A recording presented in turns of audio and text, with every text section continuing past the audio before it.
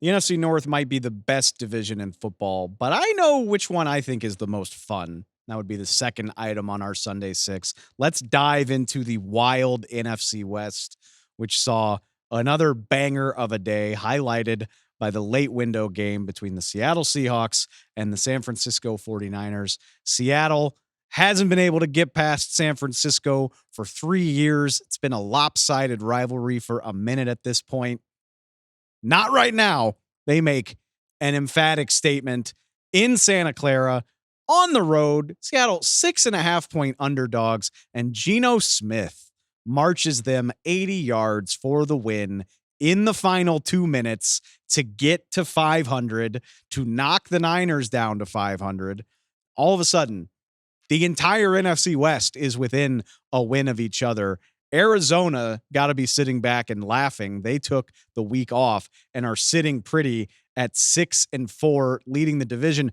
Don't laugh too hard, though, Cardinals. You've got Seattle next week, and a slip could send you pretty far down the standings.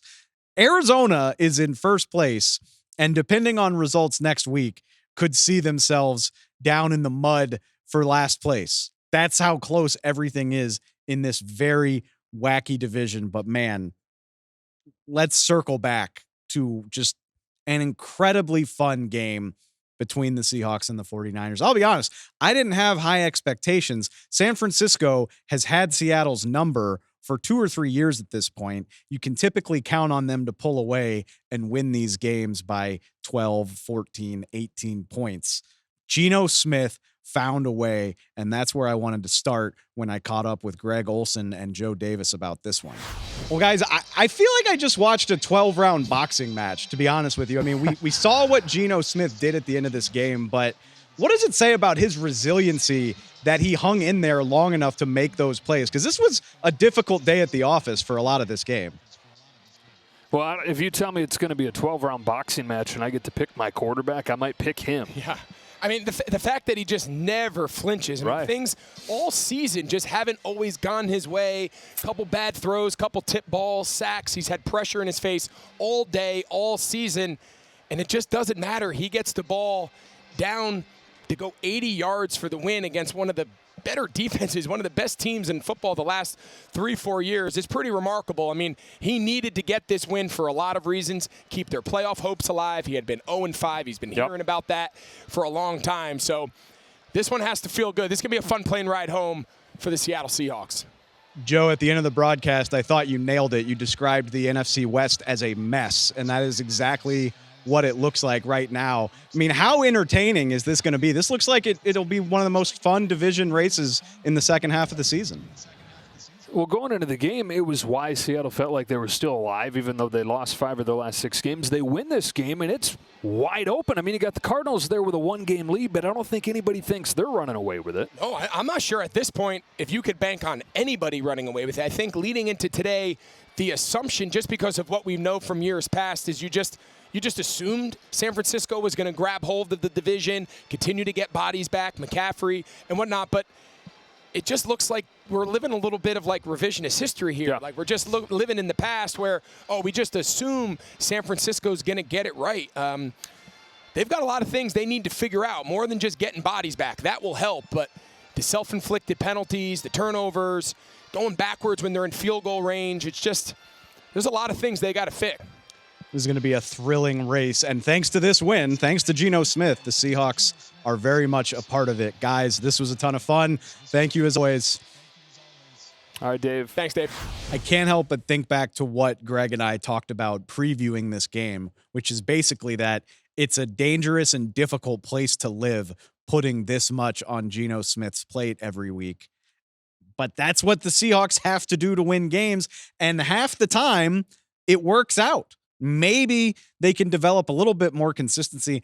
An inspired game from the Seahawks defense to give Geno Smith this chance.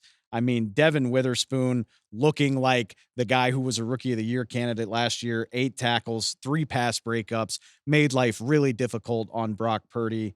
Julian Love had a really active game. If Seattle's defense can do this on a regular basis, it's going to give Geno Smith more opportunities. Because remember, there have been some games where Seattle just simply couldn't keep up as their defense surrendered points.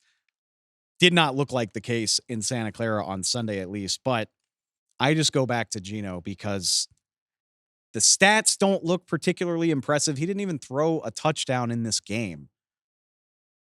But the way that he can deliver in these moments it's so impressive. He dropped back 38 times against San Francisco. And it is worth noting the Niners lost Nick Bosa toward the tail end of this game. I think that made a huge difference on the game-winning drive. But even still, the way he hung in there, sacked 4 times on the day, hit another 7 times. Seahawks had another fumbled snap because that's just what they do, I guess. Connor Williams retired last week, so they're once again dealing with shuffling on their offensive line. Story of the last 5+ years for Seattle.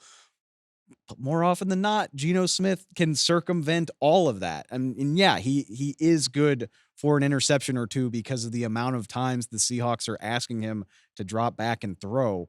But that game-winning drive was some of the most riveting TV you'll see all season in the NFL. Converted 2 third downs. Jackson Smith and Jigba continuing to grow into the guy we thought he was when he was drafted. Caught 10 of 11 targets all over the field too, not just in the slot. 110 yards, such a safety blanket. A guy that Geno knows is going to be open on money downs. Really enjoy watching this team play, even if they are a flawed team. And it spoiled a really fun day for Jawan Jennings. I want to make sure I shout him out.